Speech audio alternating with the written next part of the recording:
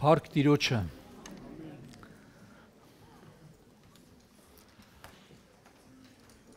Չգիտեմ, մեկը որ կա այստեղից նայի ձեզ կհիանա։ Շատ գեղեցիկ եք ու աչքերս լիանում են, երբ տեսնում եմ դալիճը լիքնա։ Նոր ճիշտ ասած հիշում էի Ղուկասավետարանում գրված մի դեպք, որտեղ ասվում է, որ մի ծերունի կար Սիմոն անունով, որը Սուրբ Հոգուց պատգամ ուներ, որ ինքը մահ չի տեսնի, քանի դեռ չի տեսել Տիրոջ օծյալին։ Երբ որ Քրիստոսը ծնվեց եւ նրան օրենքի համաձայն բերեցին տաճար Տիրոջը նվիրելու, ընծայելու, Սուրբ Հոգին Սիմոն ծերունուն ուղեկցեց դեպի տաճար, առաջնորդեց տաճար։ Եկավ, տեսավ Հիսուսին, մոտեցավ, վերցեց իր գիրկն առավ, օրհնեց Աստծուն, ասելով Տեր, արդեն իմ աչքերս տեսան Տիրոջ փրկությունը, որը լույս պիտի դառնա հեթանոսներին եւ փառք Իսրայելի համար։ Խաղաղությամբ արձակիր քո ծառայիդ։ Այսինքն դες ասես աչքերս տեսան։ Հիմա խաղաղությամբ արձակիր քո ծառայիդ։ Հովսեփը եւ Մարիամը շշմել էին, էլի, երբ որ լսեցին այդ ծերունու խոսքը, մոտեցավ Մարիամին ասաց, որ այս զավակը, այս որդին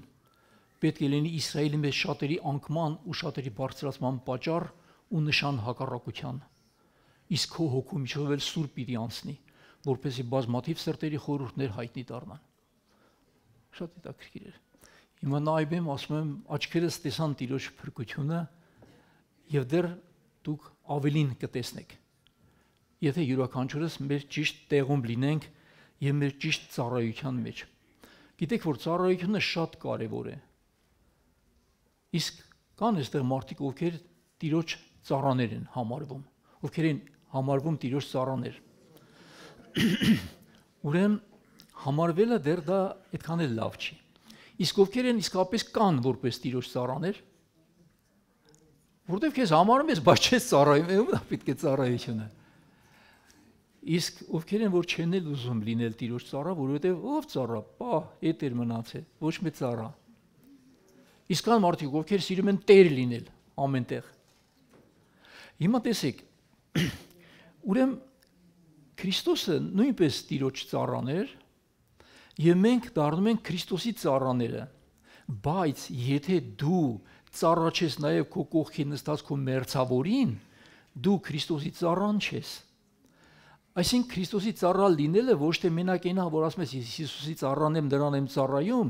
եթե դու ծառաների ծառան չես, դու Քրիստոսի ծառան էլ չես։ Որովհետեւ մեր ծառայությունը երևում է իրար հանդեպ մեր ցուցաբերած մոտեցումներով, ոչ թե Քրիստոսի անձի հանդեպ։ Եթե Հիսուսը կա որևէ մեկի տուն,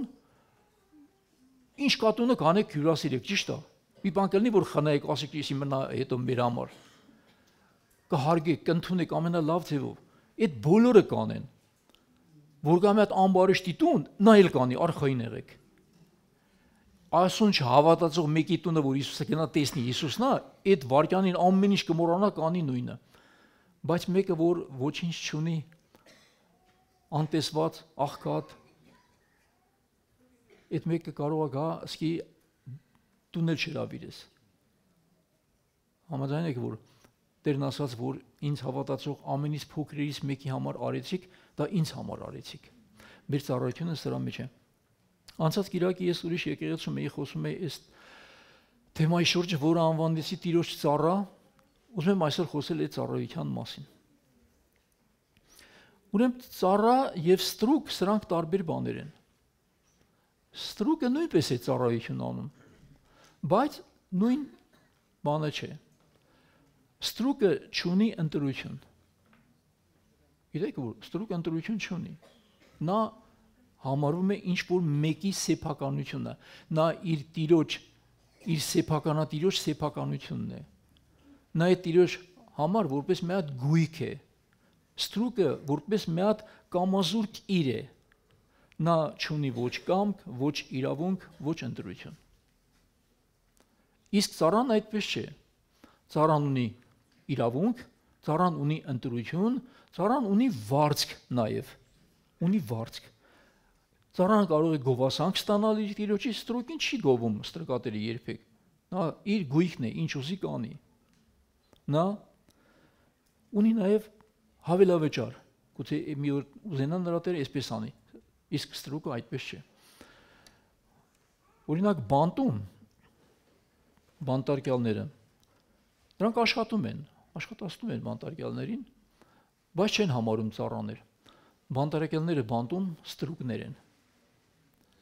Որտեղից գիտեմ, ովքեր եղել են բանտում, գիտեն թե ինչ է սա նշանակում։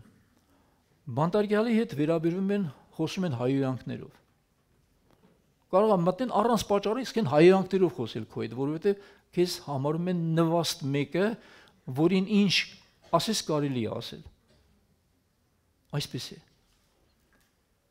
Որ մտնում են բանտախուց, ես դա տեսել եմ, որ ասում եմ։ Հասում են ինչ-որ մեկի տալիս են դրբի տակ։ Ոչ մի պատճառ չկա։ Կարատեա տեսե եկել է ուզում է փորձարկի կալանավորների վրա, որովհետև կալանավորները իրավունքից են զրկված։ Նրանց դիմում են դատապարտյալով։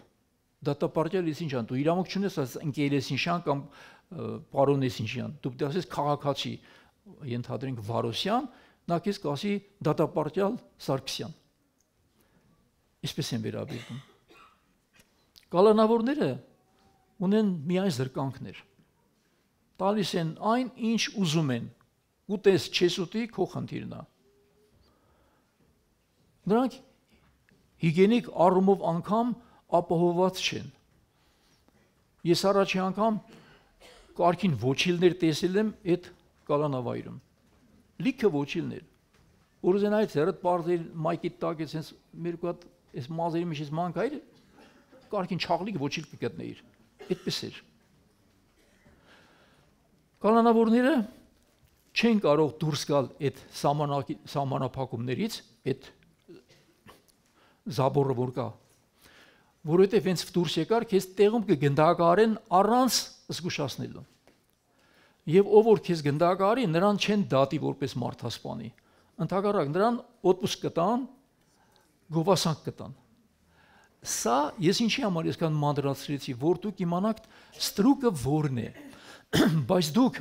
Աստծուց չկանչվեցիք որպես ստրուկներ։ Մենք ծառաներ ենք եւ մենք ընտրեցինք այն, որի պատճառով եղանք Աստծո ծառաներ։ Ովքեր ընտրեցին, չեն հարկադրել, ընտրեցին Քրիստոսին ծառայել։ Եվ Տերն էլ ասաց. «Բարի, եթե դու իմ ծառան ես, դու պիտի նաեւ ծառայես իմ ծառային էլ»։ Այլապես դու ծառա չես։ Իսկ ովքեր որ այդ օքեբանությունը չունեն, դրանք ծառա լինել չեն կարող։ Ես բերեմ Քրիստոսի վրա օրինակը, նա ով ոչ թե մերպես սովորական մարդ էր, այլ ինչպես Սուրբ Գիրքն ասում է, տերներ տերերի եւ թագավորը թագավորների։ Նա բոլոր երկինքներից վեր էր։ Բայց տեսեք ինչ է գրված Եսայա մարգարեության 42-ի 1-ից 4 խոսքերում։ Խնդրում եմ բառերին ուշադրություն դարձրեք։ Ահա իմ ծառան, որին ձեռնատու պիտի լինեմ։ Իմ ծառան հայր ասում էր որդուն, որին ես ձեռք պիտի մեկնեմ, պարզեմ, եւ իմ ընտրածս, որին ես կամ որին իմ սիրտս հավանեց։ Իմ հոգիս նրա վրա դրեցի, նա ազգերին իրավունք պիտի հանե,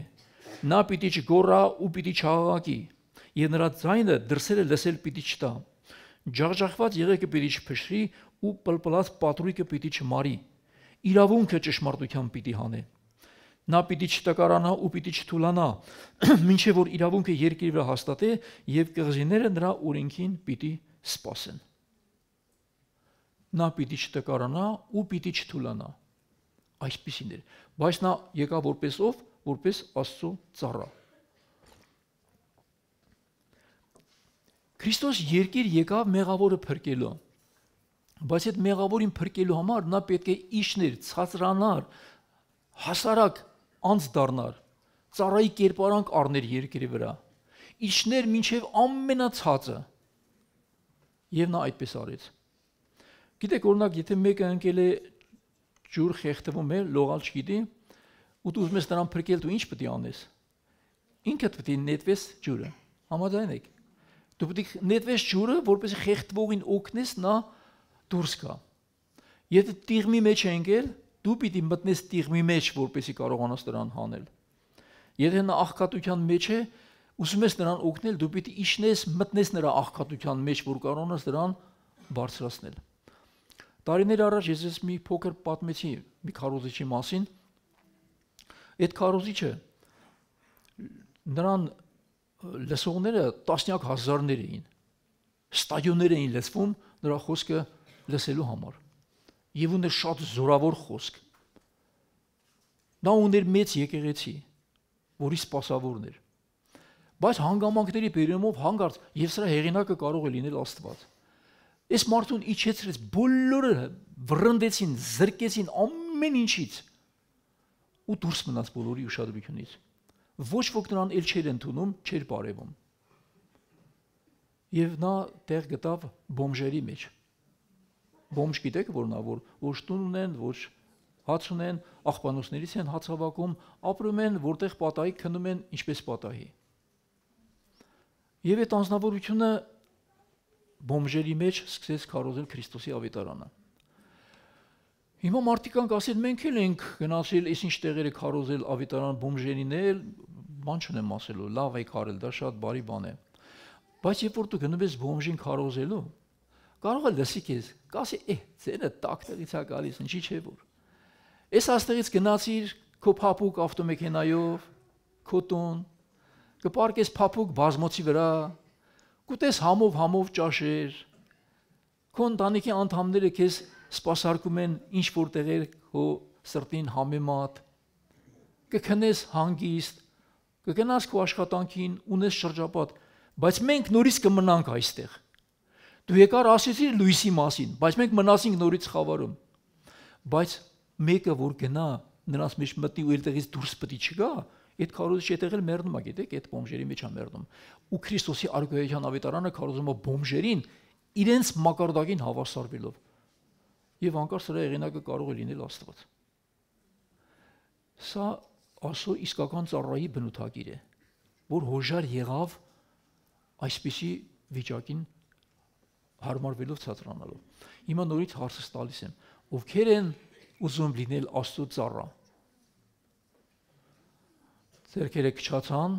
սա նորմալ է, որովհետև Աստված քեզ չի ուղարկի այնտեղ, ուր դու ես ուզում, ուղարկի այնտեղ, ուր ինքն է ուզում։ Չի ուղարկի քեզ Լոս Անջելես, թեկուզ Լոս Անջելեսը պաշար ընկավ վառվավ կամ մի Հավայան կղզիներ, քեզ կարող է վերցնի եւ ուղարկի Աղվանստան։ Ուղղակի այնպիսի կետեր, որտեղից մարդիկ էլ հետ չեն վերադառնում։ Եվ Քրիստոսի 12 առաքյալները Քրիստոսի 12 արծիվներն էին, որոնք Քրիստոսի արքայության ավետարանը տարան հեռավոր հեթանոսներին։ Եվ բոլորը, բացի Հովհաննես առաքյալից, նահատակվեցին տարբեր տեսակի սոսկալի մահապատիժներով։ Այստեղ Հայաստանում Բարթողեմոս Թադևոս առաքյալները, ովքեր առաջին անգամ ավետարանի խոսքը բերեցին հայ ժողովրդին, դրանք նահատակվեցին Հնդկաստանում։ Այսպիսին է Քրիստոսի ծառայի բնութագիրը։ Դրա համար Տերն չի կանչել քեզ փափուկ կյանքի, կանչեց իր խաչի կյանքին։ Եվ քո խաչը վերցնելու եւ Քրիստոսին հետևելու։ Իսկ մեր խաչերը կարող են լինել շատ անձնական։ Ուրեմն, եթե ուզում ես դու մեկին փրկել, կարող է հարկ լինի, ես չեմ ասում անպայման պետք է դու այդ վիճակին հասնես։ Կարող է անհրաժեշտ լինի, որ դու ցածրանաս դրա մակարդակին։ Լացողների հետ լացեք, ուրախացողների հետ ուրախացեք։ Եթե մեկը սքի մեջ այդ գնամ ես մխիթարով, դե բան չկա, ուրախացի, ծիծաղի, եթե բան չկա, ծափ դու թռի, քեզ չի հարգի այդ մարդը։ Կասի դու չես հասկանում իմ սրտի ցավը, իմ վիշտը։ Դու չես հասկանում ինչ է նշանակում հարազատ կորցնել։ Ինչ է նշանակում միակ որդուն կորցնել։ Բայց երբ դու նրա հետ լացում ես, հավասարվում ես նրան, կարողանում ես նաև նրան այդ արտասուքներից մի օր բարձրացնել նաև ինչու՞ չէ, նաև ուրախության եւ ժպիտների եւ ծիծաղի։ Ուրեմն այսպես մի դեպք եղավ միտեղ, Դե ճանապարհներին շատ տեղեր կա, որ այդ կանալիզացիայի փոս են փորում, էլի օգտագործում են տան կոյուղի, էլի ջրերը որ կա լցնի այդտեղ աղբյուր, ինչ որ կա, գիտեք, չմանրացնեմ։ Դրա այդ կափարիչը բացել են, չգիտեմ ինչ անելու համար, մի հատ երեխա, դե երեխան ինչ հասկանում, գալիս են ուղիղ այդ փոսի մեջը, լիքը աղբա, այսինքն։ Մի հատ երիտասարդ տղա վարյան չի կորսնում, հասնում ու գցվում է այդ անի մեջ, այդ փոսի մեջ։ Ու այդ երեխին հանում է, որ հանում են, դու պատկերացեք այդ փոսից որ դուրս եկա մարդը ինչ վիճակով կլինի, ոտից գլուխ աղբ։ Մի քիչ առաջ մենք խոսում էինք զզվելու մասին, եղբայրների հետ ասում ենք օրինակ մարդ կա, որ այս բաժակով ինքը ջուր խմեց, երբեք ինքը այդ բաժակով չի խմի, կամ պետք է ֆրոսնի այս կողմից խմի։ Մի ժամանակ որ հաղորդություն ենք մենք ընդունում մեկ գավաթից, դե մի գավաթը 100 հոգի ընդունում են, դե նույն շրթունքները նույն տեղն էին, չէ՞ կպցնում։ Ստիված հովիվը sense անձերոցիկով ամեն խում խմողից sense մաքրում էր այդ պրոշը, որ կողքինը խմի։ Մենք որ մարդու բերանից ենք զզվում, մեր երեխի բերանից ենք զզվում շատերս, բա մեկը կնետվի այդ փոսի մեջ։ Այո, կնետվի։ Այդ տղային կարող եք ասել հերոս տղա։ Թե անունը տնեք աղբոտ տղա։ Չէ։ Տեսեք, ուրեմն նա կարողացավ անել մի բան։ Հիսուս Քրիստոսը, որ երկինքը թողեց իջավ երկիր, ավելի ցածրացավ, քան իմ այս բերած օրինակը։ Որտեվ դու նետվեցիր փոսի մեջ մարդ էիր դու մարդ փրկելու համար, բայց նա Աստված էր, արարիչն էր ամեն ինչի։ Նա երկիր եկավ փրկությունը իրագործելու։ Քրիստոսը Աստծո ստրուկը չէր, Քրիստոսը Աստծո որդին էր, նա Աստված էր, Աստծուն հավասար էր, գրված է, որ նա Աստծուն հավասար լինելը հափշտակություն չհամարեց, այլ իր անձը ունայնացրեց, ծառայի կերպարանք առնելով, մեզ նման մարդ լինելով, ցածրացավ մինչև ամենացածրը, ցածրացավ մինչև մահվան խաչապայտ։ Ուրեմն նա, որ ավելի վեր էր քան բոլոր երկինքները, իջավ ոչ միայն մարդ մակարդակից ցածր, նա մեռավ եւ իջավ մինչև սանդարամետ, իջավ մինչև դժոխքի հատակը։ Գրված է, որ գնաց այնտեղ քարոզեց բանտում եղած հոգիներին։ Ես չգիտեմ, ինչ է քարոզել Քրիստոսը սանդարամետում, դժոխքում։ Այնտեղ քարոզությունը գուցե մի ուրիշ բնույթի է եղել, բայց նա իջավ։ Եվ նա իջավ, մեռավ ու հարություն առավ,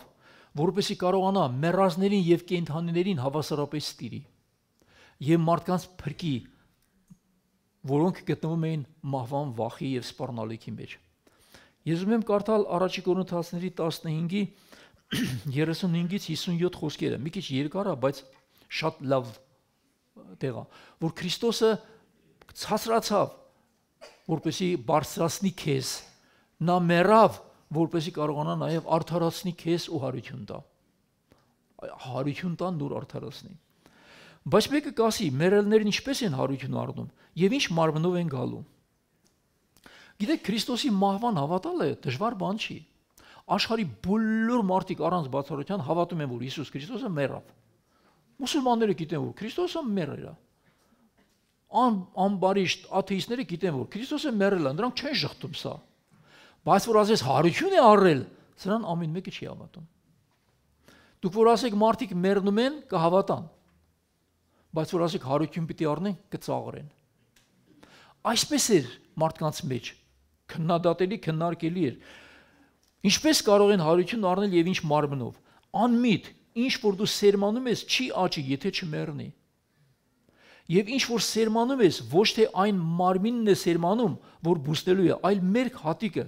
ցորեն լինի թե այլ սերմի։ Աստված նրան մարմին է տալիս, ինչպես որ կամենում է, սերմերից ամեն մեկին իր մարմինը։ Ամեն մարմին նույնը չէ,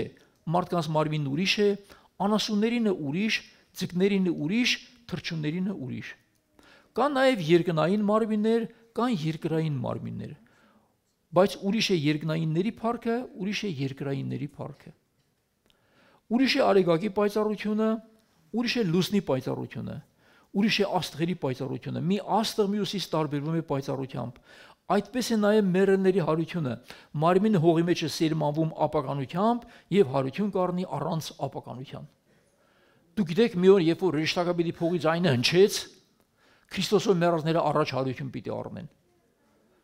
Գերեզմանները կպայթեն, ասենց կբացվեն։ Դուրս կգան մարդիկ նախ մարմնապես հարություն առած, առաջի հարության ժամանակ սուրբ նջեցյալները, եւ որոնք պիտի հափշտակվեն օդերի մեջ ու պիտի միանան Քրիստոսին, ով գալիս է իր լույսի փառքի ռեշտակների ու սուրբերի հետ միասին, ու պիտի միանան Տիրոջը։ Այսպես է լինելու հարությունը։ Հողի մեջ դրվում է անարգ վիճակում, հարություն է առնում փառքով։ Հողի մեջ դրվում է որպես շնչավոր մարմին, հարություն է առնում իբրև հոգևոր մարմին։ Կա շնչավոր մարմին, կա նաև հոգևոր մարմին։ Այդպես էլ գրված է, առաջին մարդը Ադամը կենդանի շունչ եղավ, երկրորդ Ադամը կենդանարար հոգի։ Առաջի Ադամը, որից մենք ծնվեցինք որպես մարմին, կենդանի շունչն էր։ Երկրորդ Ադամը Քրիստոսն էր, երկիր եկավ, նա եղավ որպես կենդանարար հոգի։ Բայց նա հոգևորը չեղավ, այլ շնչավորը հետո նոր հոգևորը։ Առաջին մարդը երկրից էր հողեղեն, երկրորդ մարդը Տերը երկնքից։ Ինչպես հողեղենն է, այնպես էլ մենք ենք հողեղեններս, եւ ինչպես երկնավորն է, այնպես էլ մենք երկնավորներ։ Եվ ինչպես որ հողեղենի պատկերը կրեցինք, այնպես էլ երկնայինի պատկերը պիտի կրենք։ Սա եմ ուզում ասել, եղբայրներ, որ Աստծո արքայությունը մարմին ու արյուն չեն կարող ժառանգել, ոչ էլ ապականությունը կժառանգի, ոչ էլ ապականությունն է անապականություն ժառանգում։ Ահա մի խորհուրդ եմ ուզում հայտնել ձեզ, որ բոլորս էլ ննջելու ենք, բայց բոլորս չէ որ ննջելու ենք, բոլորս բայց կնորոգվենք։ Նկատի ունեն, որ մի օր մեկը կլինի, մարդիկ կլինեն մի տեղ, որտեղ մարդիկ չեն մեռնի։ Մի անգամից այս մարմնից կվերափոխվեն ննջեսյալների հետ, որոնք հարություն կառնենք, միանան Քրիստոսին։ Սա հափշտակությունն է։ Սրանք մահճեն ճաշակի։ Որովհետև այս մահկանացու կամ ապականացու մարմինը պետք է որ անապականությամբ զգեստավորվի, եւ այս մահկանացու մարմինը անմահությամբ։ Եվ երբ որ այս ապականացու մարմինը անապականությամբ զգեստավորի եւ այս մահկանացու մարմինը անմահությամբ, այդ ժամանակ կկատարվի այն խոսքը, որ գրված է. մահը հաղթության մեջ ընկնվեց, ով մահ, ուր է քո խայթոցը, ով գերեզման, ուր է քո հաղթությունը։ Մահվան խայթոցը մեղքն է, իսկ մեղքի զորությունը օրենքը, բայց շնորհակալություն ասում, որ մեզ հաղթություն տվեց մեր Տեր Հիսուս Քրիստոսի միջոցով։ Ուր է մահ քո խայթոցը, ուր է գերեզման քո հաղթությունը։ Կգա մի օր, որ սա այսպես կլինի։ Մենք հարություն կառնենք առանց ապականության։ Ես վերջերս համացանցում նկարած տեսաֆիլմեր կան երկնքի մասին, դրանք ընդհանրապես մարդու բանականությամբ ստեղծված ֆիլմեր են, էլի, բայց այնքան սիրուն են մանարե, այնքան սիրուն են նկարե։ Ես շատ անգամ նայում եմ, ես հոգիս ցքում ասում եմ, «Արա ինչ ենք անում», ասել Թումանյանին, այս ցեխերի մեջ վայրենի։ Լատես մարդիկ լույսի գեղեցկության մեջ են։ Երեք երիտասարդներից մեկը ճանապարհին վերցեցի, դե ավտոյի մեջ այդ վիդեոներ նայում եմ։ Ասեցի դրա գեփար, այդ երկնքի ինչ սիրուն է, չի։ Ասի այդ ժամանակ էլ ցույց տվեցին սիրուն ռեշտակի պես սիրուն աղջիկներ են երգում, ասի այս է մեր եկեղեցու շողիկ քույրիկն է։ Բա գիտեք շողիկ քույրիկը որ էսենց հիշում եք, կուզես որ գալիս էր, երիտասարդները թեյից ընկնում օգտվում էին, որ աշճանները բարձրացնեն, գալիս նստում էր այ այդ աշոտի տեղը։ Գիտեք ինքը այնտեղ երգնում պես կուզիկ մանա գալիս։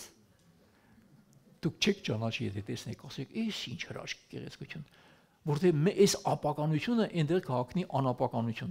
Այստեղ եթե մեկը քթի վիրատություն անում պլաստիկա, որ մեկը քիթը դզի, այնտեղ հաստատ պլաստիկայի կարիք չի զգացում, որովհետև ամեն ինչն է անթերի, ամեն ինչն է գեղեցիկ։ Հրաշալի չէ՞։ Փառք Տիրոջը։ Եվ Քրիստոսը իջավ ու փրկեց մեղավորին։ Ուստի Աստված էլ, քանի որ Քրիստոսը այդքան ցածրացեց իր անձը, բարձրացրեց նրան, տվեց մի անուն, որ վեր է բոլոր անուններից, որպեսզի նրա առջև ծունկ կռեն բոլոր երկնավորները, բոլոր երկրավորները, բոլոր սանդրամետականները եւ ամեն լեզու դավանի, որ Հիսուս Քրիստոս Տերը իբարս Աստծո կամ Աստծո փառքի համար։ Հիմա մեկը կասի, դե եթե Քրիստոսն Աստված էր, նրան ինչին էր պետք բարձրանալ, չէ՞ որ նա ամենաբարձրն էր։ Այո, Քրիստոս երկիր եկավ որպես մարդուն բարձրացնելու։ Աստված երբ որ Քրիստոսին բարձրացրեց, քեզ Քրիստոսի հետ միասին բարձրացրեց։ եւ ինչպես Սուրբ Գիրքն ասում է, նստեցրեց երկնավորների մեջ Քրիստոս Հիսուսով։ Քրիստոսի բարձրացումը մեր բարձրացումն էր։ Ահա թե ինչու Հիսուս Քրիստոս երբ որ հարություն առավ, համբարձվեց մարմնով։ Ովքեր են հիշում։ Երբ որ աշակերտները Եվացած եկեք շոշափեք ձեր չէ Թոմասին ասած ձերքդ մցրու կողքից տես որ մարմինը ոսկոր ու արյուն ունի, բայց հոգին ոսկոր արյուն չունի։ Տես որ ես մարմնի մեջ եմ։ Եվ այս մարմնով էլ համբարձվեց երկինք եւ նստած է Աստծո զորության աջին գրված է Հիսուս Քրիստոս մարդը։ Ինչու՞։ Որովհետեւ Հիսուսը իր տիտղոսի մեջ չի մտել դեռ։ Որովհետեւ երկրի վրա գործեր կա պիտի ավարտին հասցնի։ Երբ որ եկեղեցին հափշտակվեց օթերի մեջ միացավ Քրիստոսին, եղավ առաջին արությունը, արդեն ինքն էլ եկեղեցու հետ միասին մտնի երկնքի գեղեցկության ու փառքի մեջ։ Այն ժամանակ դուք կտեսնեք ոչ թե այն Քրիստոսին, որ երկրի վրա խաչի վրա անարգվում էր որպես մորթվող գառ, այլ կտեսնեք փառած տերերի տիրոջ եւ թագավորների թագավորին։ Ինչպես նա աղոթում էր, հորն ասում էր. «Հայր, ես ուզում եմ, որովհետեւ նրանք տեսնեն այն փառքը, որ ես ունեի մինչեւ երկրի լինելը»։ Նրանք տեսնեն այն փառքը, որ ես կայի եւ ունեի։ Հիմա տեսակ թե Տերը որքան ցածրացավ, որպեսզի կարողանա մեզ բարձրացնել։ Եթե Քրիստոսը իրեն համարեց ծառա ու եղավ ծառա, մենք ծառա լինելը Աստծո պետք է համարենք շատ մեծ պատիվ, ոչ թե նվաստություն, այլ պատիվ։ Հիմա եթե Քրիստոսը ծառա էր, ուրեմն գործ ուներ, դրա համար կոչվեց ծառա։ Աշխատանք ուներ, որը եկավ եւ կատարեց անթերի։ Հիմա ովքեր են Քրիստոսի ծառաներ։ Արդեն մի քիչ ձեռքերը ավելի վստահությամբ, շատ լավ։ Հիմա հարց տամ։ Տեսեք, այստեղ Հիսուսի մասին ինչ է գրված։ Նա պիտի չտկարանա ու պիտի չթուլանա, մինչև իրավունքը երկրի վրա հաստատե։ Իսկ դու, որ Աստծո ծառան ես, հնարավոր է որ տկարանաս եւ թուլանաս։ Ինչու՞ չէ։ Բայց տեսեք, ես մի մխիթարիչ խոսք կարդամ Եսայիա մարգարեության 40-րդ գլուխ 30-31 խոսք։ Երիտասարդներն անգամ պիտի հոգնեն ու թուլանան, եւ ընտիր կտրիչները բոլորովին պիտի ընկնեն, բայց Տիրոջ ապավինողների ուժը պիտի նորոգվի, եւ նրանք արծիվների պես վեր պիտի ելնեն, պիտի վազեն ու չթուլանան, պիտի քայլեն ու չհոգնեն։ Պիտի վազեն ու չթուլանան, պիտի քայլեն ու չհոգնեն։ Հիմա նորից հարցնամ. Տիրոջ ապավինողների ու ծառաները կարող են տկարանալ։ Եսայիա մարգարեության մեջ ասում է ոչ, եթե նրանք Տիրոջ ապավինած մարդիկ են, նրանք արծիվների պես պիտի սավառնեն։ Շատ լավ, ասանք լավ տեղ։ Ինչու Տերը համեմատեց արծիվների հետ եւ ոչ թե հավի հետ կամ նապաստակի հետ։ Եթե գրված լիներ, որ նրանք հավի պես պիտի տնկել վազեն, չէ՞։ Հավի պես պիտի քջուջանեն։ Դուք կասեք, այտենց ես համաձայն չեմ։ Հավի պես նա կանք էլի։ Բարդա, իսկ այստեղ ուրիշ է ասում։ Ուրեմն արծիվները բոլոր թռչուններից տարբեր են։ Ես վերջերս արծիվների մասին մի քիչ շատ բաներ ասեցի, ուսումնասիրեմ։ Մի քանի ընդհանուր օրինակ կասեմ, թե ինչպիսին են արծիվները։ Արծիվները իրենց մարմնով հզոր են։ Դուք տեսել եք նրա արծիվի հայացքը, կերկտուցը, հայացքի մեջ ոնց որ անողողություն լինի, sense խիստ։ Երբ որ արծիվը իր թևերը բացում է, թևերի բացվածքը 2.5 մետր է հասնում մինչև։ Նրանք երբ որ որսը տեսնում են, գիտեք, ինչքան բարձրությունից արծիվը կարող է տեսնել։ Մի քանի կիլոմետրերից կարող է տեսնել երկրվա վազող փոքրիկ մկնիկին։ Գայլից ուշեղ տեսողություն ունեն։ Եվ վերևից մի անգամից սրընթաց իջնում են իրենց որսի վրա։ Գալիս ճանկում են այդ որսին, ճանկերը խրում են այդ որսի մարմնի մեջ ու հանում են վեր։ Բարձրացնում են մինչև ժայռերից վերև ու այնտեղից ցած են նետում։ Երբ որ այդ որսը ընկնում, այդպես ջարդող խշորա լինում, նորից սրընթաց իջնում են ու այդ իրենց կերկտուցով սկսում են ծվատել եւ ուշոտել իրենց սողը։ Արծիվները այսպես են։ Եվ ոչ մի կենդանի չի կարող նրա ճանկերից ազատվել։ Անկամ Եթե դուք տեսել եք կենթանական աշխարհի ինչ որ տեսագրություններ, մի անգամ սրընթաց իջնում են ջրի մեջ, մտնում են, մտնում սուզվում են, տակից մեծ ձկներ են բռնում, իրենց քաշից մի քանի անգամ ծանր։ Ձկները լպրծուն են, էլ այտենց հեշտ չի ձուկը բռնելը, բայց իր ճանկերեն խրում է ձկան մարմնի մեջ, որ ձուկը չի կարողանում փլստալ։ Ուրեմն արծիվները չեն անձնվում, արծիվները չեն վախենում,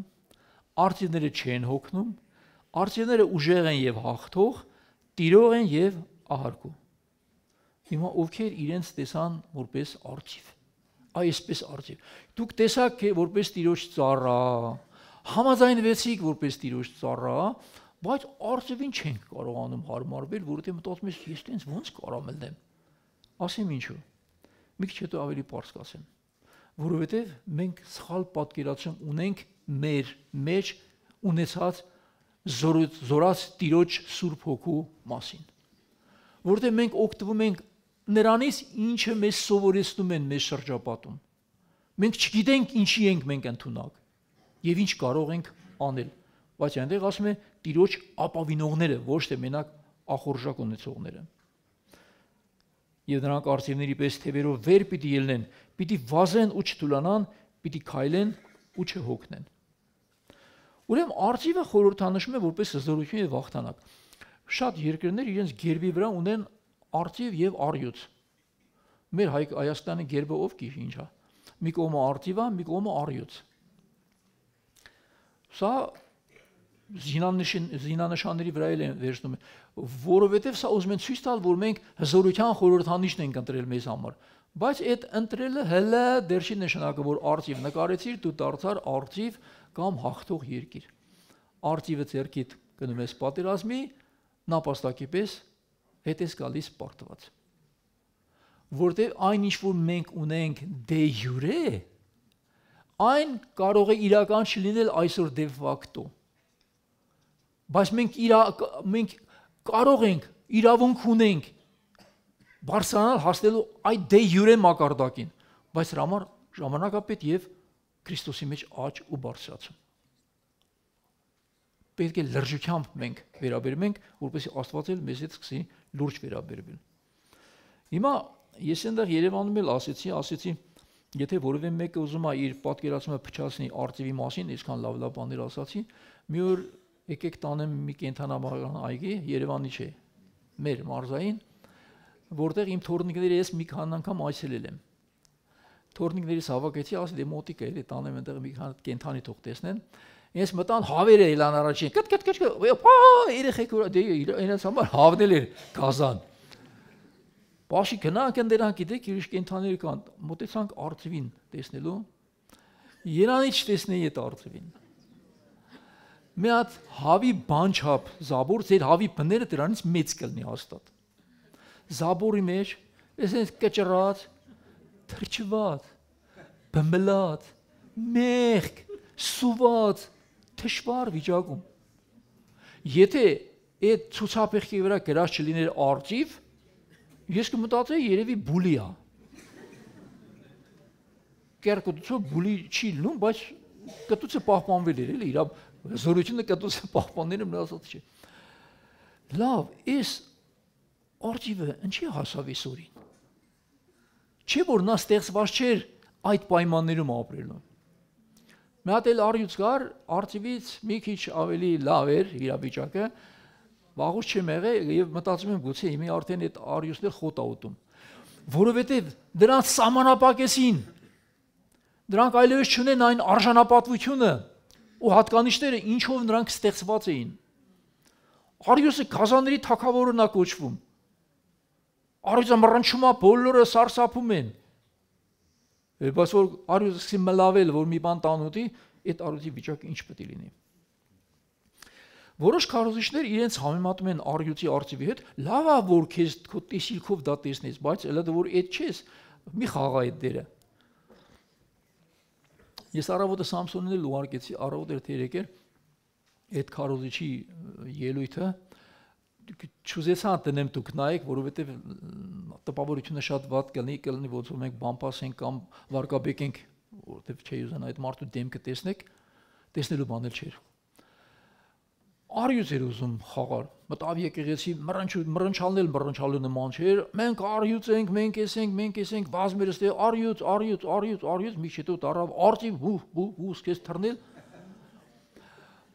Ես չգիտեի, ծիծաղես, թե լաց լինես, որովհետև ինքը լուրջ էր մտածում։ Նստած մարդիկ ծափարում էին, լուրջ էին ընդունում այդ բոլոր բաները։ Ու երբ որ տակի կոմենտները կարդում ես, 99%-ի 100% մենակ հայոյանք ու անարգանք էր։ Դու ինչ ուզեցար ցույց տալ, որ մենք հզոր ենք, բայց քո պատճառով հեթանոսների մեջ Աստծո անունը սկսեց հայոյվել։ Գիտեք ինչու, որովհետև արյուծ չեն խաղում, արյուծ լինում են կամ չեն լինում։ Ուրեմն եթե մենք ուզում ենք լինել, ուզենալ լավ է, բայց դու պետք է բարձրանաս, աճես եւ Աստված քեզ պետք է դարձնի այն։ Ոչ թե դու պետք է քեզ հրճակես ու դրանով սկսես ուրախանալ։ Ինչու արծիվը հասավ այդ օրին։ Որովհետև նրան զրկել էին թե ազատությունից, թե արծիվի արժանապատվությունից։ Նա պետք է ճախրեր դեպի երկինքներ, դեպի բարձունքներ, ժայռերից վեր, բայց այստեղ նրան սահմանափակել էին մի հատ հավի բան մեջ, չէ՞, եւ ինքը ըսկի արծիվի նման չէր։ Ուրեմն արծիվը կարող է արծիվ ծնել, արծիվություն դառնում է արծիվ նորից։ Ուրեմն սակայն եթե արծիվը ծնվի հավի բան մեջ, նա բնույթով արծիվ է, բայց հավի բան մեջ մեծանում է հավ դաստիարակությամբ։ Մի քարոզիչ կար, արծիվի վրա օրինակներ էր բերում, երկու օրինակ հ반ցիկ ասեմ ասնեմ, ասում է, որ մի արծիվի ձու դնում են թուղսի տակ, հավի տակ։ Արծիվա ծնվում, դուրս եկավ, մի քիչ ուրիշ ձևի է, ճտերին նման չէ, այդքան սիրուն չէին մեզ հավի ճտերի նման, բայց ու տեսքով ուրիշ է, ասում է կամաց, դե երբ որ գրթանը թուղսը կտ դու գիտեք ոնց է, ճտերը վազում են այդ մոր կողմը, այն էլ է, մեկ չէ, այն էլ ուրիշ ձևի, շորորալու է վազում, գիտի ինքն էլ է հավը, բայց ասում է մի բան է ինչի։ Սկզբից հարմարվում է, կտը ցումուտում է այդ կուտը, բայց հետո որ մի քիչ սկսում է մեծանալ, դե սկսում է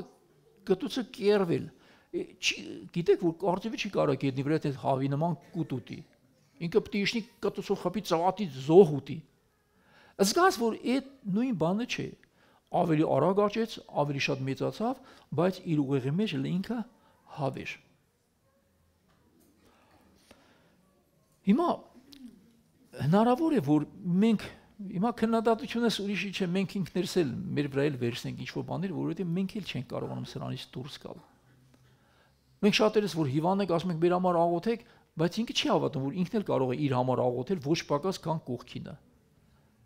Չեն կարողանում վստահել, որ իրենց մեջ կա նույն պոտենցիալ ուժը, զորությունը, նույն Սուրբ Հոգին, զորաստիրոջ հոգին, զգաստության հոգին, սիրո հոգին։ Սա է խնդիրը։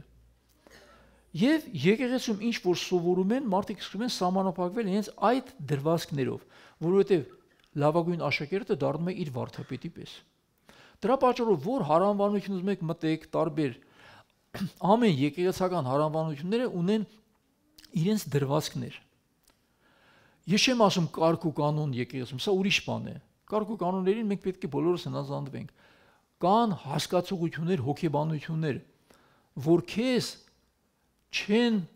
սովորեցնում, որ դու արծիվ ես։ Սովորեցնում են, որ դու հավ ես ընդամենը։ Հավն էլ կարող է թռչել, բայց հավի թռիչքի բարձրությամբ, բայց չի կարող ճախրել արծիվի պես։ Շատ լավ, ու մի օր հանկարծ այս արծիվը այդ բան միջից տեսնում է վերևում սավառնող իսկական արծիվի։ Այս ցակի ադրենալինը բարձրանում է, արդեն ահագին մեծ, արդեն արծիվ է։ Թափատալիս թևերը զգում է, որ իր տեղը ստեչի ընդեղա, իր նման մեկը ճախրում է, ուսում է թևերը թափտալ, ստասմոսկում է թռնել, թռնդում է, բարձրանում է, Այստեղ ես իմ ենթադրությունն եմ մտցրել ես բանի մեջ, ասի երևի այդ հավի բան միջի հավերը հետևից այն են տալիս, այլ անխել, կուր, էդ ուր ես թռնում, այ աղանդավոր, այ շեղված, դու հավ ես, քո տեղը ստեղ է, դարձի քո բունը։ Ինքը կասի, ես հավ չեմ, ցայն կտա, ես արծիվ եմ, ես ճախրում եմ դեպի բարձունքներ, ճախրում եմ դեպի աստծրագրերի իրականացում, ես ճախրում եմ դեպի լեռներն ի վեր, այսպիսին է արծիվը։ Ուրեմն հավի բունը շատ բան փոխեց արծիվի կյանքում, բայց իսկական արծվին տեսնելով, որ ինքն էլ կարող է ճախրել նրա նման, լրի փոխեց իր մտածելակերպը իր մասին։ Ճապոնիայում ես կարդացի, թե տեսագրությունն ինամ չեմ հիշում, այնտեղ գեղեցկությունը կանանց աղջիկների բանով են հաշվում, ոտերի փոքրությամբ։ Ոտքերը ում ոտերը ավելի փոքր է, ինքը ավելի լավ սիրուն աղջիկ է։ Քիթ մի դրան կապ չունի դեռ։ Աչքերը կապույտ կլինի։ Ուրեմն որպեսի իրենց աղջիկները գեղեցիկ լինեն, փոքր, շատ ընտանիքներ։ Այսպես կաղապարներ են սարքում փոքրիկ,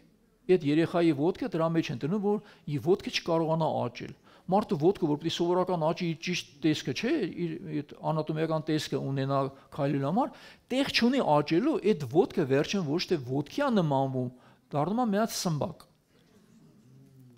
Սմբակ։ Ինչ պատճառով այդ ոտքը չկարողացավ որպես ոտք ծառայել, որովհետև դրեցին սահմանափակությունների մեջ։ Կան սահմանափակություններ, որոնք վերաբերում են Աստծո պատվիրաններին, որոնց մենք պետք է հնազանդվենք, կան սահմանափակություններ, որոնք կրոնական են, որոնք քեզ կդարձնեն ընդամենը այդ ոտքի փոխարեն դու կունենաս վաղը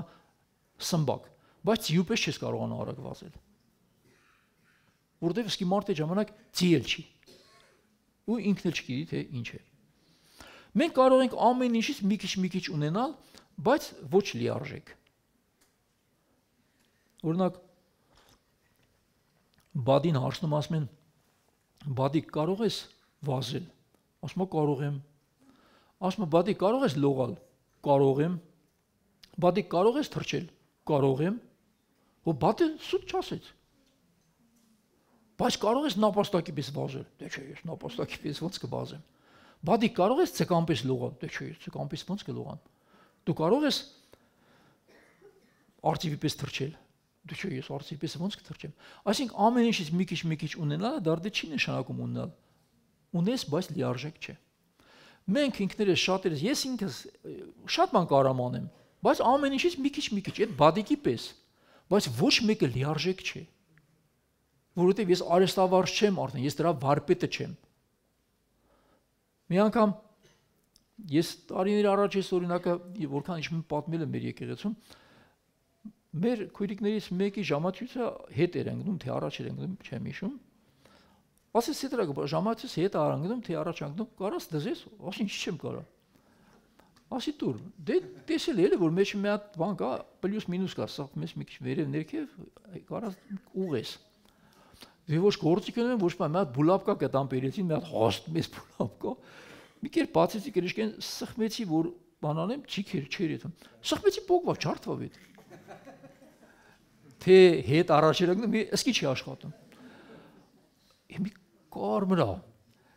չի տեսել, որ փչացրեցի ժամացույցը։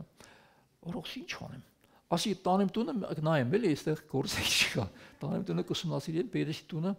Ահա նույն ջարդել եմ, ես ուրիշ բան չեմ կարող անեմ, ես ո՞նց սարքեմ ես։ Հետո ռիփսիկը մի հատ ժամացույց ուներ, точно նույն ժամացույցներ, բայց դաշտի գույնը ուրիշ էր։ Այդ դրսի գույնը, մեկ էլ դաշտը ուրիշ գույնի էր։ Նրան սպիտակ էր, ռիփսիկինը դեղին էր։ Եսի տանեմ տամ չի ասի, ես իմ ժամացույցը սպիտակ էր։ Ասի լավ, սպասի քանդեմ այդ մայատնիկի այդ բանը որ կա, քանդեմ, սիրուն հանեմ, տնեմ սրա մեջը։ Քանդեցի, հանի դրեցի, չաշխատավ։ Մի ոչ էս աշխատում, ոչ էլ ինա աշխատում։ Ասի ես կրակն ընկա, ես ինչ բաներ։ Նորից հանի դրեցի իր տեղը աշխատեց, ուրախացա, ասի ինչ լավ աշխատեց, ասի լավ, սպասի ինչ անեմ։ Սպասի սրա բանը փոխեմ։ Մի անգամից ամբողջ մեխանիզմը հանեմ, դնեմ այն մյուս կորպուսի մեջ, լավ էդի դրեցի, բայց դաշտնել է տեղին, դաշտնել սլակները պետք է անեմ։ Սլակները քաշում եմ չիլում, քաշի ծռմռելով հանեցի, փոխեցի ծերմանացլակները տրեցի մի կտ ուզում առաջ կա կապնում ես կոմենկով դե ծրբրել եմ չեմ ինչքան ուզում եմ դզեմ այնքան ծրվում է հոսկլակ նգա խայտարակ եղա էսի չէ շատ չարչարվեցի մի կերպ սլակին տեղ գտա որ պատտվի ասի տանեմ շուտ տարա տվեցի ասի ար ժամացույցդ եկա հաջորդն ասի ժամաց չի աշխատում ես ինչ անեմ չի աշխատում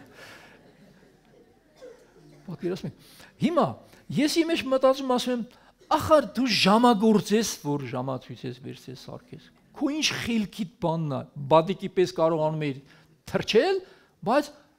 հավի թրջկի բարձրությամբ չի կես դրեցի ժամագործի տեղ դրանց հետո ես հրավերը մտածում ասում եմ լավ ես ինչի եմ ընդունակ ես ինչ վարպետ կարող եմ տեսա ոչ մի բանի վարպետ էլ չեմ ընդհանրապես կարաս ասու խոսք խոսած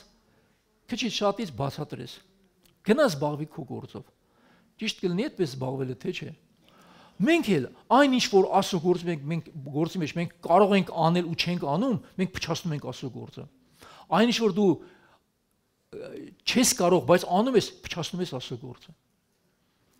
դրա համար ես հատկապես քարոզիչ եղբայրների եմ ասում որոնց մոտ ստացվում է դա շատ լավ է եւ շինաբեր է Պողոս Արաքյալն ասում է եթե չավետարանեմ վայ է ինձի բայց եթե ավետարանեմ սիրով վարձ կա ինձ համար եթե դժկամությամբ անեմ ինձ մեծ բեռ է անձնված Աստծո խոսք քարոզելը չպետք է դառնա մեզ համար բեռ պետք է դառնա մեր ուրախությունը եւ մեր սուրբ պարտականությունը որի հաջողելու դեպքում մենք ինքներս պետք է շատ ուրախանանք Ուրեմն հիմա մեզ անհրաժեշտ է վերստին ծնունդ այստեղ կարծում եմ բոլորդ կամ քիչ բացառությամբ վերստին ծնված մարդիկ եք վերստին պետք է ծնվես որ կարողանաս Աստծո թագավորությունը տեսնել հոգուց եւ ջրից պիտի ծնվես որ կարողանաս Աստծո թագավորությունը մտնել Տեր Հիսուսը այս բաներն ասաց բայց վերստին ծնունդը դեռ բավարար չէ պետք է նաեւ Քրիստոսի մեջ աճ մինչեւ Քրիստոսի կատարելության չափ մենք պետք է դուրս գանք ամեն տեսակի կրոնական ու մարդկային սահմանափակություններից ասում եմ կարգ ու կանոնը չէ խնդիրը կրոնական եւ ամեն տեսակի մարդկային սահմանափակություններից ապրել նոր մարդու առանձնատկություններով ու արժանապատվությամբ Օրինակ վերեմ մի հատ Եհովայի վկաների վրա նրանք մարդ են մեր նման շատ անկեղծ մարդիկ կան իրենց մեջ Աստծո սիրող մարդիկ կան ուղղակի չգիտեն ավելին գիտեն ինձ այդքանն է որ կա նրանք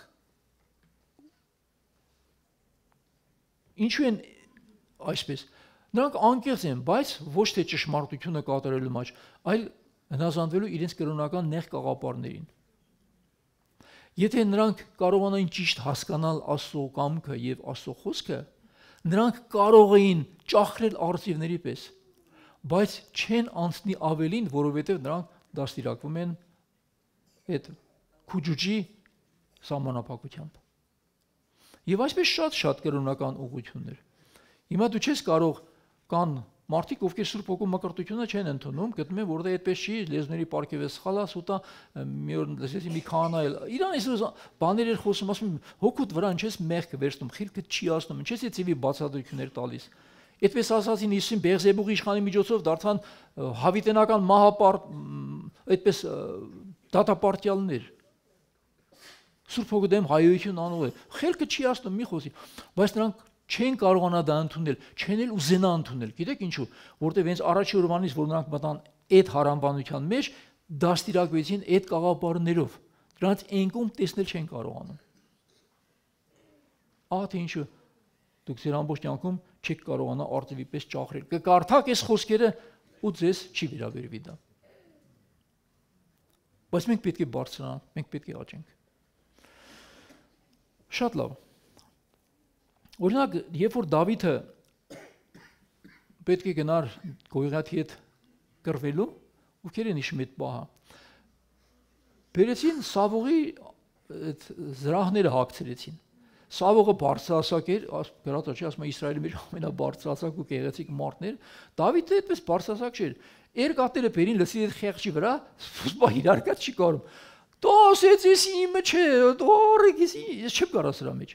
Այսինքն նա Սավողի կաղապարների մեջ իրեն շատ թույլ ու նվաստ զգաց։ Դու ասես տվեք իմ պարսատիկս ռագատկին առավ գնաց։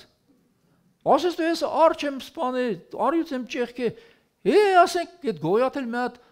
արջի պես թողելն էլի իմ սպանած կամ արյուծի։ Գնաց պատերազմի։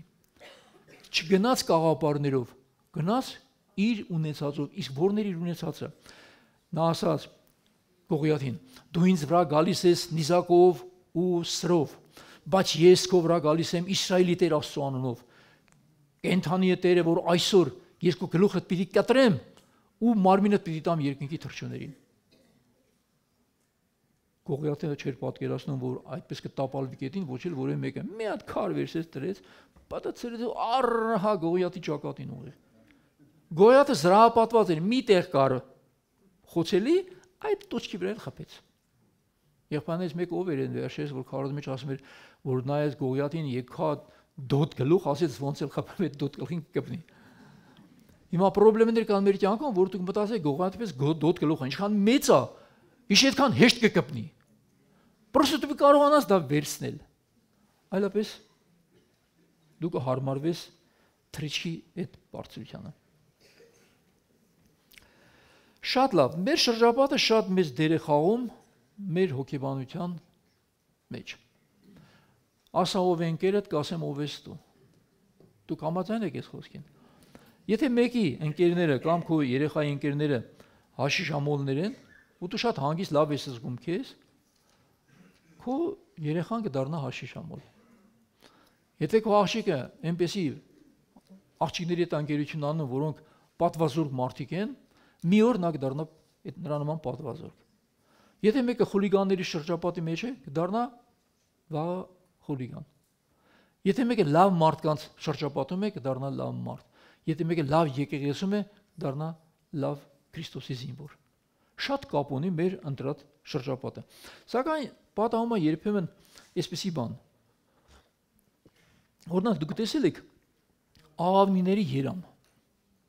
Կան ձեր արարողներից կլինեն, որ աղավնի են պահում, որ թողում են աղավների մեջ խմբոս,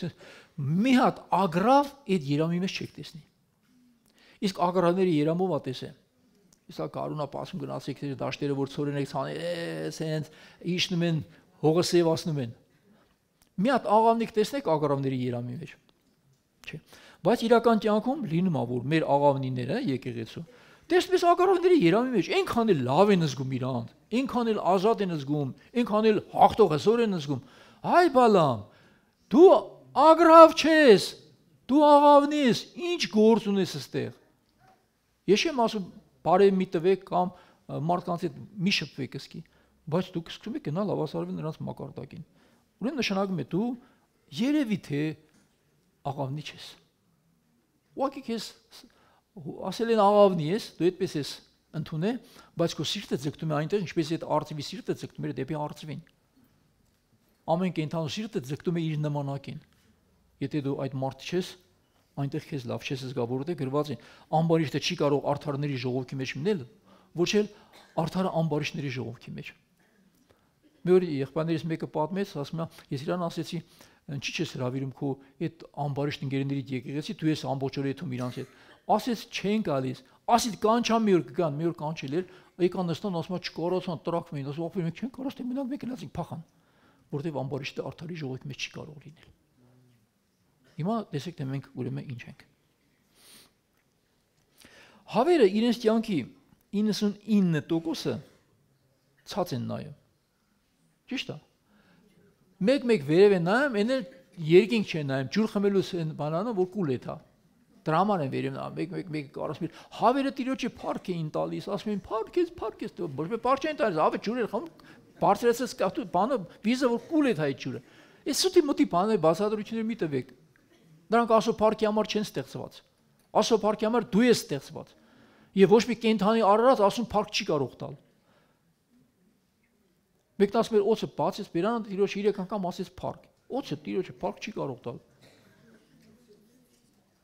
Բարձա։ Ուրեմն չի կարող լինել։ Իսկ մեզ Աստված չի ստեղծել, որպեսզի մենք քաջուջով բավարարվենք, Աստված ստեղծել է, որպեսզի մենք ճախրենք դեպի բարձունքները։ Ուրեմն հաղթելու համար մի քիչ ինչքան որ ժամանակը թույլ կտա ես անցնեմ առաջ էլի, որտեղ ես չեմ վերջացնի։ Երևանում ես համանապակեցի կարճ մի բանի մեջ, բայց այստեղ ինձ ազատ կզգամ ավելի։ Պետք է մարզվել։ ու մոտ մարզվել։ Տվյալ ես ասացի արեստավարժ մեկի մոտ։ Ուզում ես բռնցքամարտիկ դառնաս, պետք է չեմպիոնի մոտ գնաս մարզվելու, ոչ թե ով պատայի։ Եթե մեկը ամբողջ կյանքում մենակ պարտվել է, եղել է բռնցքամարտիկ, որ ասում են ես խփեցի, ես ընկա, ինքը խփեց, ես ընկա։ Էդի քեզ ինչ կարա դարձնի, կարա դարձնի բռնցքամարտիկ հաղթող, չէ, չեմպիոնը պետք է դարձնի քեզ հաղթող։ Ու նրա մոտ պիտի դու պարապես։ Մի անգամ իմ թորս եկել էր Հայաստան, Սեմը, Տիգրանի տղան, այնտեղ ինքը մեկի լավ չի սովորում դպրոցում, տվեցին սպորտի ասին գոնե ստանից մի բան դուրս գա, ոնց որ թե ստացվում է Ռուստամ ջան մոտը։ Մարզվում է, սիրում է։ Եկել էր Հայաստան, իր երեխեքը, քերու երեխեքը, օրքուր երեխեքը ավակվի ասել են, արի բոքս բանանենք։ Գնաց է որտեղից դեռնոս են ճարը բերելին ստադիոնի մեջտեղ, որին մետ տվեց փրկվավ գետին։ Ես ասում եմ, ասի Սեմ ջան, օրինակ քեզնից իրանք ավելի մարմնապես ուժեղ են, էլի ես ինձ երևում է, բայց ո՞նց եղավ, որ իրանք քեզից չկարողացան խփեն, դու մեզ մի հատ խփում ես, մի հատ ես դամենը խփում, պարկան գետին։ Ասում եմ, պապի, ես ինձ անելով, ասում եմ, անելով վազում են։ Ասում ես, մենք ամիս տեսա որտեղ պետք է խփեմ։ Այդ որ ասած ճիշտ ասած մտքովս մի բան անցավ, ասի մենք էլ հոգևոր կյանքում շատերս սենց ենք։ Գնում է սատանայի հետ պատերազմելու, ասում վազում է։ Մեր տալիսը մրտին պարկում է ամիսներով, տարիներով պատամա չեն կարող այդ կոմայից դուրս բերեն մյուս հավատացյալները։ Ինչու՞։ Որովհետև դու մարզված չես, դու գնում ես պատերազմի մեկի հետ, ով հազարավոր, տասնյակ հազարավոր, շատ կեն միլիոնավոր տարիների փորձառություն, երկնքի արքայությունից է գալիս նրա անկումներն ու փորձառությունները։ Նա կարողանում է հրեշտակների դասեր խափել տանել իր հետևից։ Դու ելես իր այդ պատերազմել, ասելով վազում ես, ինչա հայքի սովորացնելով, արա վազի։ Հիմա ես իմ պահով եմ ասում, ես այդ վազողին կասեի, դու որ գնում ես պատերազմի, քո արդարության զրահդ ուր է, ունես, չէ։ Քո փրկության սաղավարտը ուր է, ունես, չէ։ Ուր է քո ճշմարտության գոտին, ունես, չէ, սա սպառազինությունն է հոգևոր մարդու։ Ուր է քո ավետարանի խաղաղության պատրաստ կոշիկները, ունես, չէ։ Քո հավատի վահանը ուր է, ունես, չէ։ Քո հոգու սուրը ուր է, ունես, չէ։ Քո աղոթքի խրամատը ունես, չէ։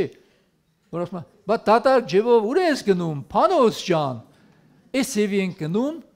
ու պարտվում։ Այս պատերազմը լուրջ պատերազմ է։ Սա ֆանատիկների պատերազմ չէ։ Դու կպարտվես ու քո պարտությունը շատ մեծ կարող է լինել։ Ես մի անգամ այդպեսի գրքեր կարդացինք, քարոզներ էինք նայում, որ սատանան այսպես ասախոսի հրամայի ճարտի փշի սարա, անում ենք էլի մեր ամարի, մեր երևակայության մեջ։ Մի օր տանես հետ նստած էին, ես ելա դուրս, իրիկուներ։ Աղոթքի ասել եմ, դուրս աղոթք անեմ։ Աղոթում էի Տիրոջը, մեկ է տարա ասի, մատ սատանային ջարդեն փշեմ, ասի, ջարդեն փշեմ, քեզ իշխանու բան, ես ինձ բան չի զգացի։ Մի անգամից նրա ներկայությունը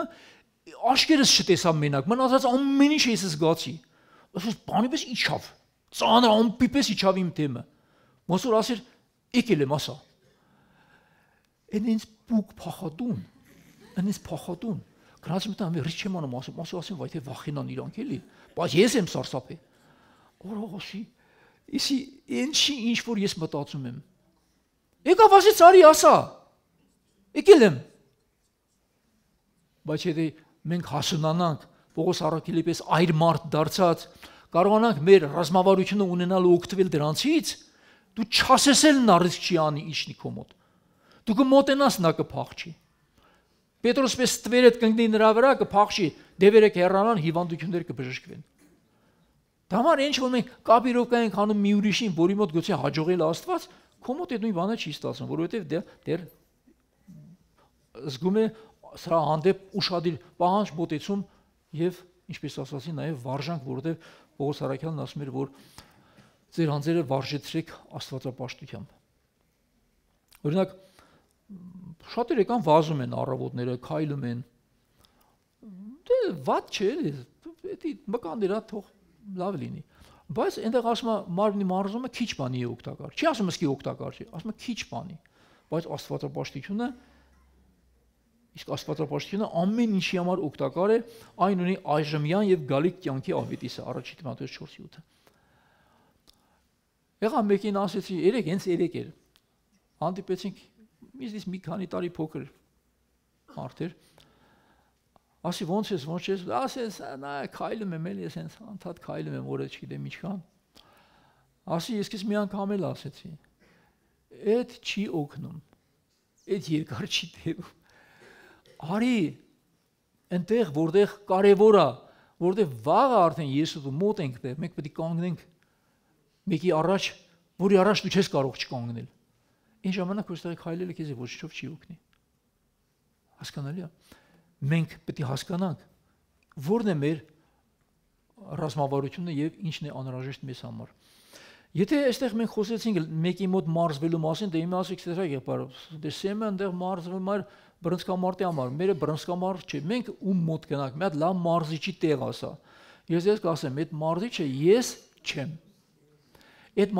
մարզիչը ոչ մի մարդ արարած չէ, որովհետև դու նրա նման կդառնաս։ Տեսեք կարդամ ով է այդ մարզիչը։ Արդ ունենք երկինքներով անցած մեծ քահանայապետ Հիսուսին,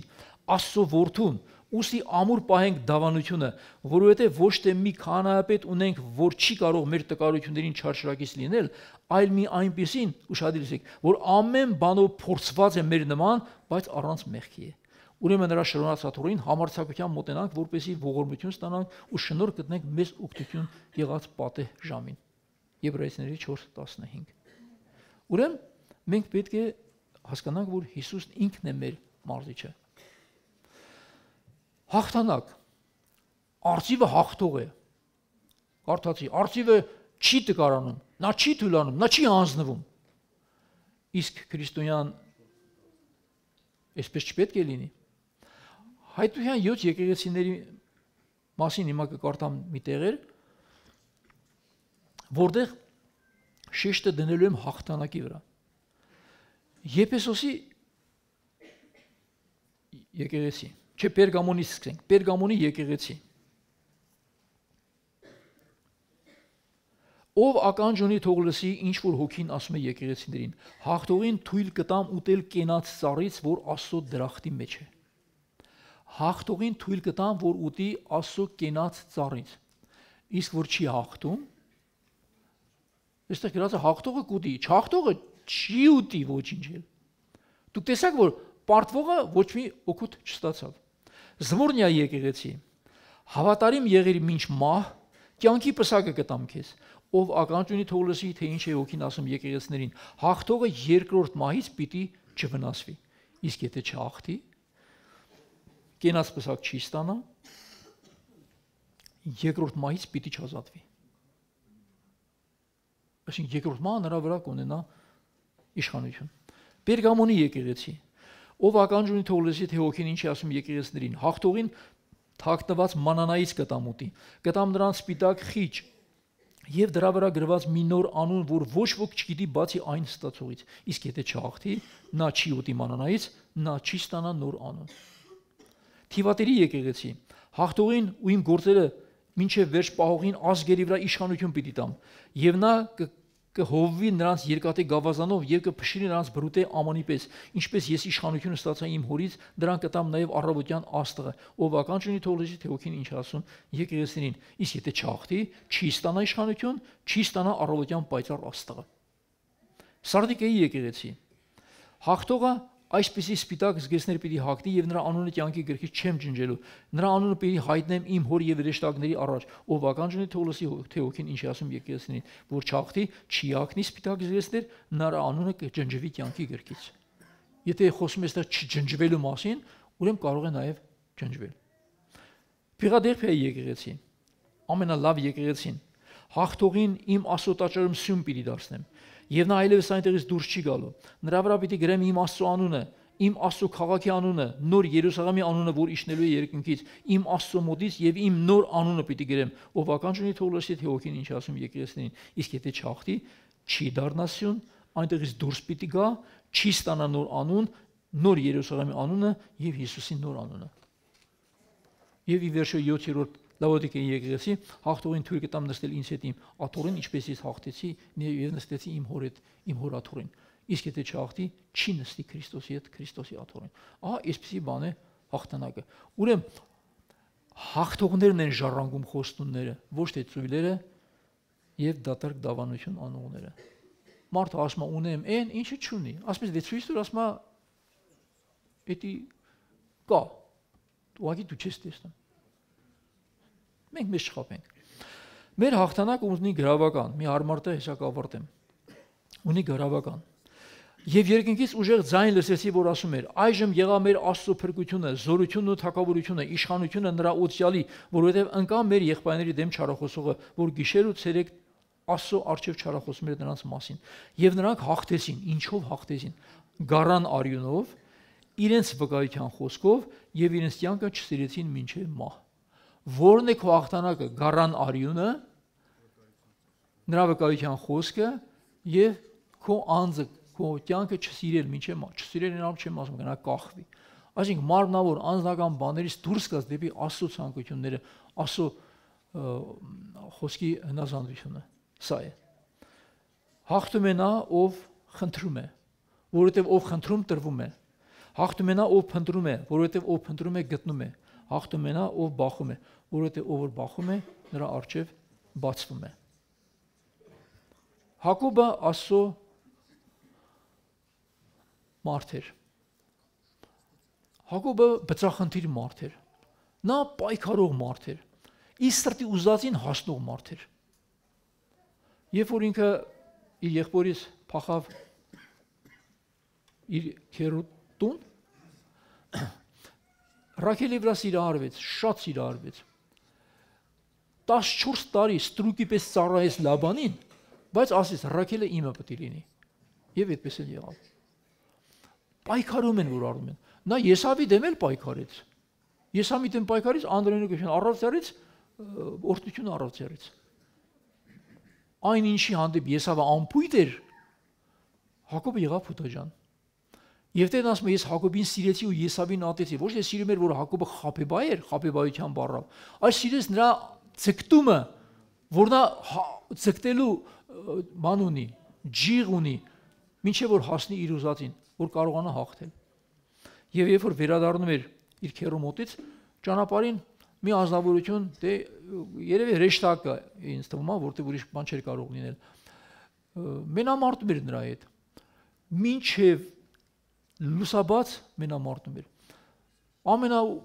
Այն պրոֆեսիոնալ բոքսերը որ կան, 15 ռաունդից այն կողմ չի անցնում, 15 հատ 5 րոպե թե 3 րոպե։ Այդքանից հետո այսինքն դմբրում իր կրկում չեն կարող մենամարտը շարունակեն։ Մինչև առավոտ կռվում էր։ Այն աշճանի, որ այդ ռեշտակն ասեց թող ինձ բաց թող, արդեն լուսանում է։ Ասես չեմ թողի, մինչև ինձ չորտնես չեմ թողի։ Նույնիսկ այն աշճան, որ ռեշտակը կպավ նրա ոտքի ամուրաջիլին ու իր ոտքը մինչև կյանքի վերջը կաղաց։ Հակոբը ամբողջ կյանքում թոփալ է եղել այդ ռեշտակի այդ մենամարտելու պատճառով։ Մինչև որ ռեշտակն ասաց քո անունն ի՞նչ է։ Ասեց իմ անունը Հակոբ է։